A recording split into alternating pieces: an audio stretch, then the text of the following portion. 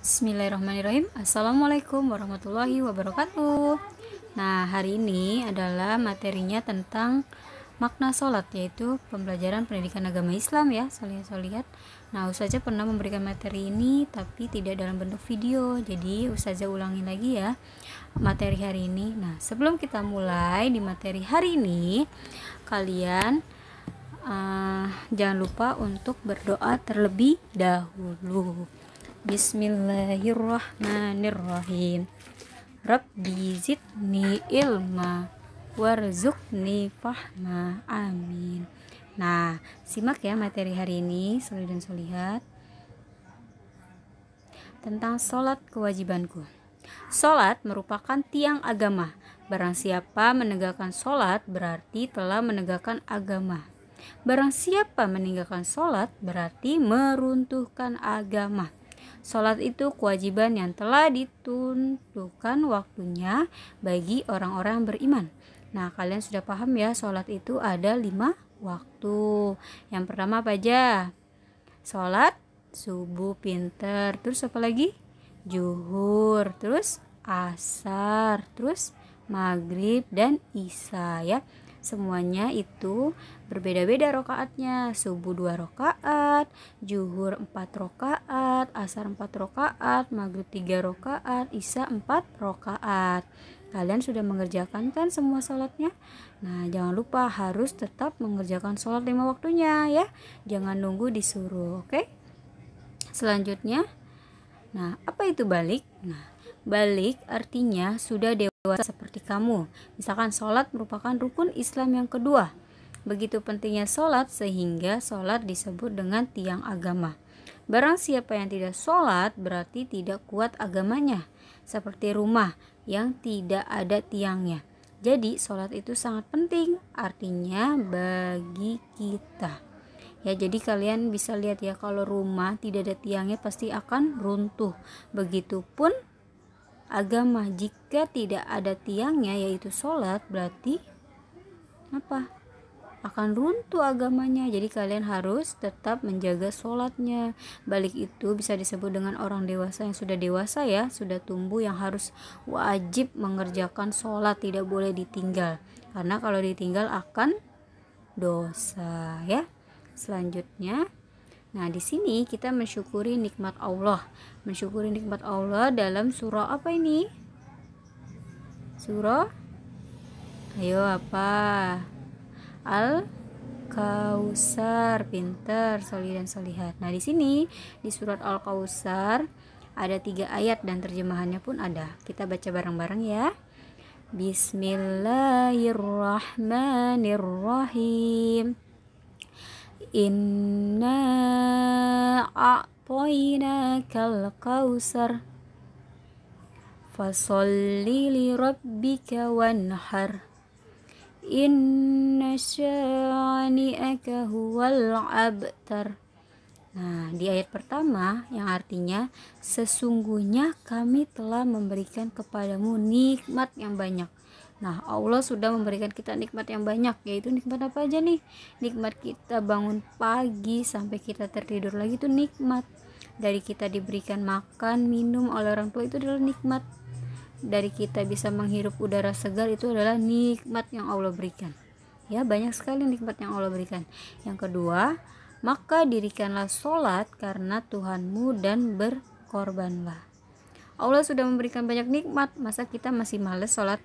Masa kita masih males buat baca Quran? Nah itu ya. Jadi kita harus memberikan imbal balik kepada Allah.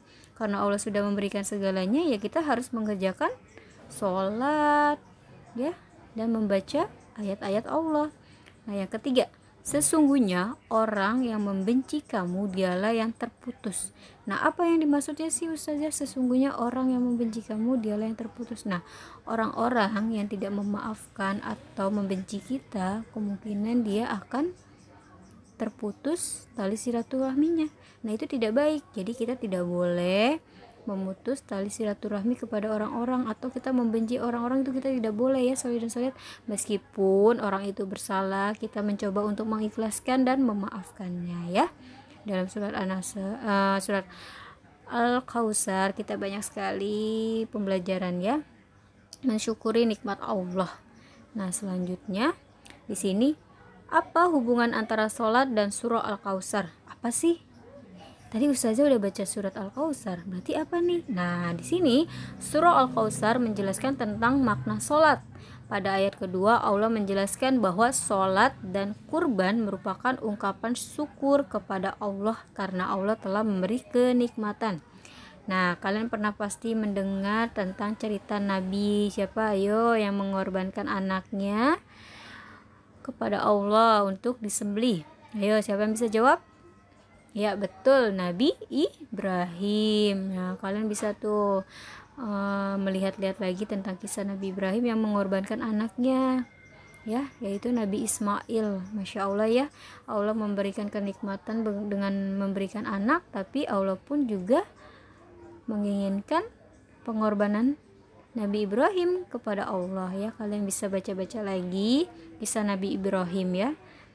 Selanjutnya, nah, kenikmatan yang Allah kasih. Apa aja sih ini kenikmatan yang Allah kasih? Banyak sekali Allah kasih kenikmatan. Yang pertama, badan kita sehat dan kuat. Nah, itu dia, penting banget ya, badan kita sehat dan kuat. Siapa ya badannya lemas? Nah, mungkin belum makan ya. Yang kedua, memiliki keimanan yang kuat. Nah, memiliki keimanan yang kuat berarti tidak mudah goyah ketika udah jam waktu sholat nih, jam zuhur ya, terus kalian diajak main sama temennya, disamperin. Nah, kalian tidak boleh goyah, kalian harus bilang, aku mau sholat dulu ya, nanti habis sholat aku baru boleh main. Oke? Nah, itu baru menjaga keimanan yang kuat. Yang ketiga, mendapatkan rezeki setiap hari. Nah, Masya Allah ya, kenikmatan yang Allah kasih itu mendapatkan rezeki setiap hari. Misalkan apa? Diberi makan sama orang tua, diberi minum, dikasih jajan, itu kan rezeki ya kan, solihin dan solihat. Nah, yang keempat, memiliki akal yang sehat. Nah, memiliki akal yang sehat apa sih Ustazah? Nah, tidak gila. Kalau memiliki akal yang sehat berarti orang yang tidak mengerjakan sholat itu disebut apa? Orang, kalian ya yang jawab ya. Nah, yang kelima, masih banyak lagi kenikmatan yang kita terima. Banyak banget kenikmatan yang Allah kasih ya, yang kita lupakan dari hal-hal yang kecil gitu. Dia ketika kita jatuh ternyata kita jatuhnya hanya kesandung. Coba kalau misalkan kitanya ketabrak, kan gak mungkin juga kan Allah memberikan sedikit. Itu adalah ujian atau cobaan ya. Jadi kalian harus mensyukuri nikmat. Tapi ketika kalian jatuh atau sakit, yang disalahin Allah nih, Allah. Pokoknya tidak boleh seperti itu. Kalian lupa akan nikmat yang Allah kasih banyak kepada kalian ya. Jadi kalian jangan pernah lupa. Selanjutnya, nah, kita wajib bersyukur kepada Allah. Bagaimana cara bersyukur? Gimana ya Ustazah cara bersyukur? Apa dengan cara kita makan yang banyak atau minum yang banyak? Nah, dengan menggunakan kenikmatan itu untuk melakukan kebaikan. Nah, kesehatan harus kita gunakan untuk beribadah dan bekerja. Keimanan harus kita gunakan untuk taat kepada Allah. Rezeki harus dikeluarkan sedekahnya. Akal yang sehat harus kita gunakan untuk belajar. Nah, tadi kan apa nih pertanyaannya? Bagaimana cara bersyukur? Nah, cara bersyukurnya itu dengan cara kita ketika kita punya rezeki yang banyak, kita bersedekah kepada orang-orang yang tidak mempunyai uang atau kekurangan. Kalian bisa memberikan sedekah, atau kalian bisa sedekah di masjid ya. Terus ketika kalian sedang, orang tua kalian nih masak makanan banyak, daripada mubazir mendingan kalian memberi kepada tetangga. Nah, itu adalah sedekah juga ya, daripada tidak dimakan di rumah, lebih baik diberikan kepada tetangga. Itu Masya Allah ya kan, mengeratkan silaturahmi juga terhadap tetangga. Nah, akal yang sehat harus kita gunakan untuk belajar. Nah, ketika kalian mempunyai tugas belajar, kalian harus menggunakannya dengan sebaik-baiknya. Disuruh mengerjakan ya mengerjakan, tidak ngeye-ngeye, tidak bercanda, tidak malah main. Nah, itu tidak baik. Itu namanya tidak lupa cara bersyukur ya. Terus selanjutnya, makna sholat. Apa sih Ustazah makna sholat? Nah, di sini sholat artinya doa. Sholat diartikan pula sebagai serangkaian ucapan dan gerakan tertentu yang diawali dengan takbiratul ihram dan diakhiri dengan salam. Sholat dilaksanakan untuk membuktikan pengabdian diri kita kepada Allah Subhanahu wa taala. Melaksanakan sholat berarti menyembah Allah Subhanahu wa taala, berdoa, memohon ampun dan bersyukur kepada Allah Subhanahu wa taala. Sholat merupakan ibadah yang diperhitungkan pertama kali setelah hari kiamat tiba. Sholat mencegah perbuatan keji dan mungkar. Jadi nanti ketika kita sudah meninggal dan kita akan dibangkitkan, yang dipertanyakan apa? Yang dipertanyakan itu bukan banyaknya mainan kalian, bukan banyaknya makanan yang kalian makan, bukan banyaknya saudara kalian, tapi yang dipertanyakan pertama kali adalah sholatnya. Sholat kalian itu seperti apa? Sholat kalian apa bolong-bolong, atau sholat kalian dikerjakan dengan baik? Nah, itu yang akan dipertanyakan, ya. Jadi kalian harus mengerjakan ibadah sholatnya dengan baik, ya. Selanjutnya, cara menjadi orang yang bersyukur. Yang pertama nih, kalian nih harus ngerti nih cara menjadi orang yang bersyukur. 1. Salatlah tepat pada waktunya dan secara berjamaah, ya. Itu wajib buat laki-laki nih, buat sholat di masjid, ya. Yang kedua, jangan pernah menunda waktu sholat. Itu ingat, tidak boleh menunda-nunda, karena yang menunda-nunda itu tidak baik, ya. Jadi kalau sudah waktu jamnya sholat, kalian harus langsung sholat biar tidak malas. Yang ketiga, sholatlah dengan tertib 5 kali sehari, tidak bercanda, tidak main-main, ya. Sholatnya harus serius, ngerti? Yang keempat, tambahlah sholat fardu dengan sholat sunnah. Nah, jadi kalian sebelum sholat kan ada tuh sesudah dan sebelum, kalian kerjakan sholat sunnahnya 2 rakaat, ya, sholih dan sholihat. Nah, selanjutnya makna sholat. Di sini ada 4 nih makna sholat. Yang pertama, bentuk perwujudan ketaatan dari keimanan dan ketakwaan kita kepada Allah Sang Pencipta. Yang kedua, sebagai penyelamat dan pembimbing umat dari segala perbuatan keji dan mungkar. Yang ketiga, akan membawa umat manusia ke jalan yang lurus, jalan keselamatan dan jalan yang diridhoi Allah. Yang keempat, benteng pertahanan dari perbuatan tidak terpuji dalam kehidupan sehari-hari. Orang yang selalu melaksanakan sholat tepat waktu berarti telah menghubungkan jiwa raga dengan Allah, sehingga akan terbentengi dari perbuatan yang tidak terpuji. Jadi orang yang rajin sholat, yang sholatnya tepat waktu, ketika dia ingin melakukan keburukan pasti dia langsung ingat Allah.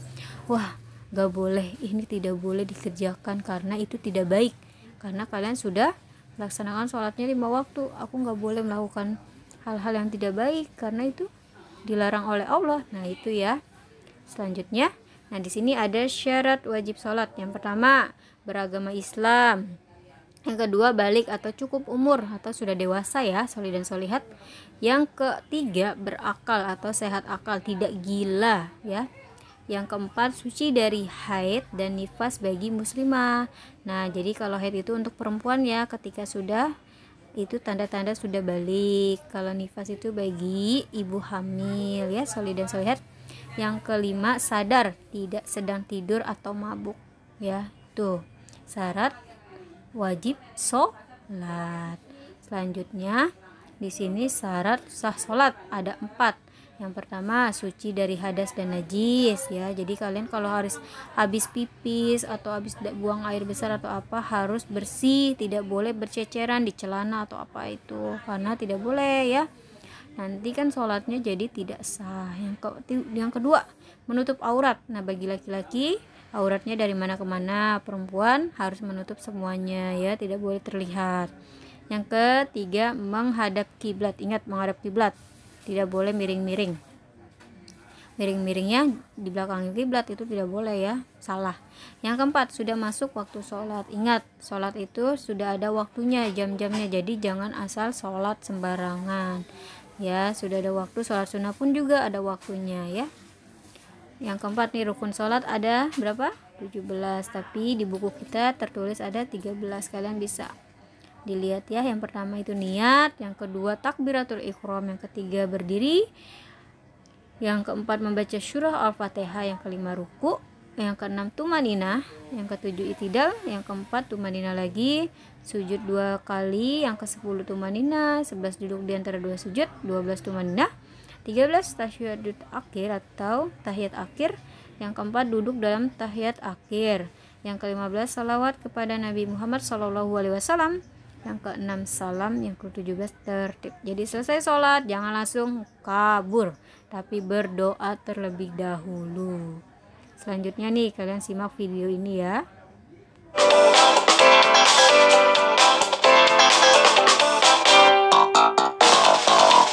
Setiap hari masjid mengundang kita 5 kali sehari, mulai dari subuh, zuhur, asar, maghrib, dan isya. Sedih kan kalau kita sama sekali tidak memenuhi undangannya? Nah, anak laki-laki, yuk sholat berjamaah di masjid.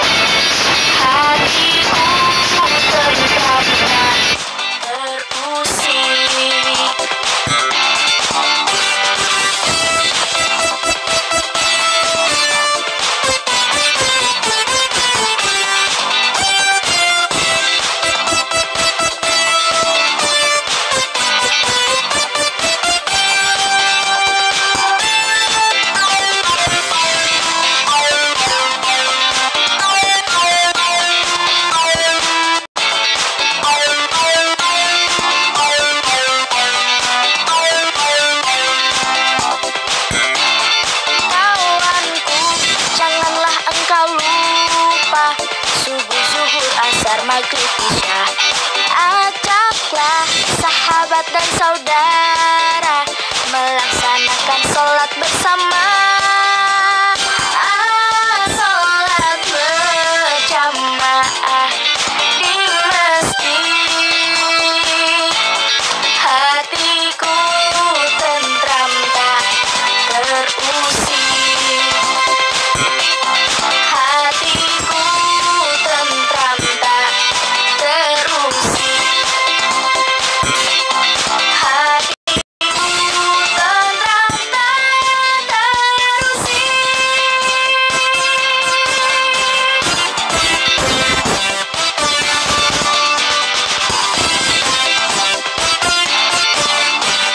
terusik.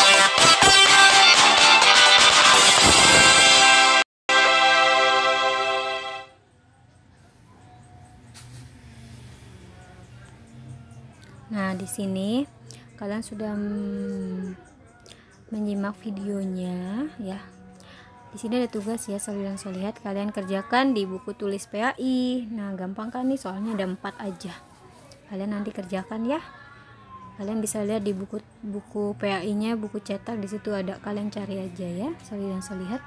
Nah, sampai di sini materi hari ini, kurang lebihnya mohon maaf ya. Terima kasih dan tetap semangat di mana? Di rumah ya, belajar di rumah. Ingat, ilmu tanpa pengamalan itu bagaikan pohon tak berbuah. Jadi kalian, setiap ilmu yang kalian dapat harus kalian bagi-bagi. Misalkan kalian masih tahu ke mana ke orang tua boleh, ke teman-teman boleh. Jadi tetap semangat. Wassalamualaikum warahmatullahi wabarakatuh.